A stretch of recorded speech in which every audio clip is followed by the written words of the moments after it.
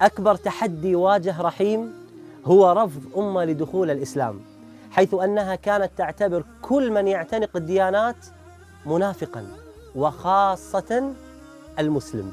تخيلوا معي 17 عاماً لم يستطع أن يقول لها كلمة واحدة عن الإسلام. Then when she found out she had cancer, and it was a very bad cancer, only 3 weeks she had to live. For the first time, her heart softened towards Islam, just a little bit. But it was, wallahi, it was a miracle, because it was step by step by step. But the key thing, one of the key things, was she called me one day when she was very close to dying. She called me and she said, look, I don't want to be buried. I want to be cremated. So I said to her, no problem. But I said, tell me this, if you're cremated, who's going to do it? She stopped, she said to me, well, what's the alternative?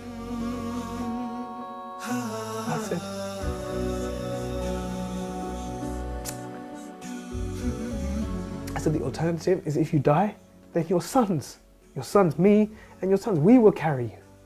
No one else will see you.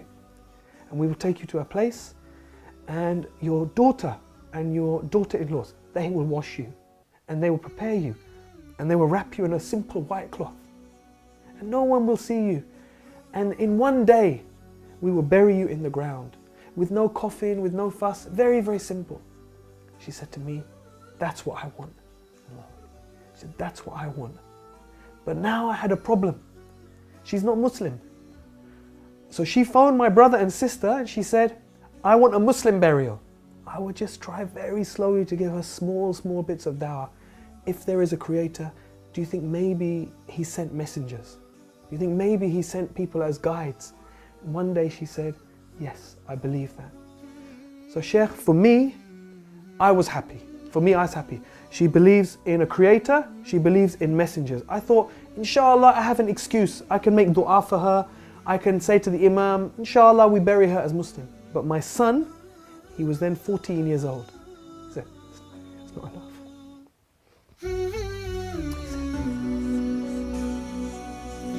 He said, it's not enough. He said, she has to say Shahada.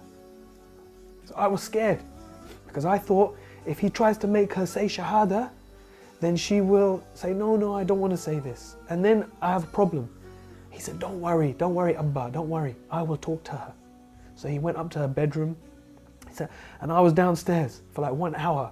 And I was walking around, oh my God, what's happening? Did she say yes? Did she say no? And he came down, he said, easy. He said, no problem. I said, what? He said, she gave Shahada. I said, properly in Arabic? He said, yes, Arabic fully. No problem. And maybe 2-3 days later, she died. Oh. Alhamdulillah. سبحان الله يعني وأن الله يهدي من يريد. كم عشت والتفريط عادة ما ذقت في الدنيا سعادة حتى اهتديت إلى العبادة يا راحتي لما اهتديت. I had no plans to go for Hajj that year because there were too many difficulties in the family after my mother died unexpectedly like that. But then Islam Channel called me, and actually their plan was not to take me. They asked me to go and I said I can't go this year. I've got too many difficulties with the family. Then at the last minute, when there was only a few days to go before Hajj, they approached me. They said, look, we've had some complications. We need you to come as a presenter this year. I said, I'm going to make Hajj for my mother.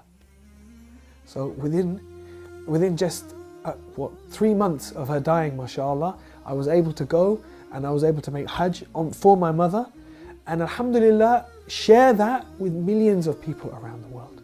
And so many people called, because she died in Ramadan, and I was doing TV work at that time. Allahu Akbar. People from around the world called and gave sadaqah in her name. Someone built a masjid in her name. So many orphans sponsored in her name. So Allah is Ar-Rahman. Allah is Ar-Rahman.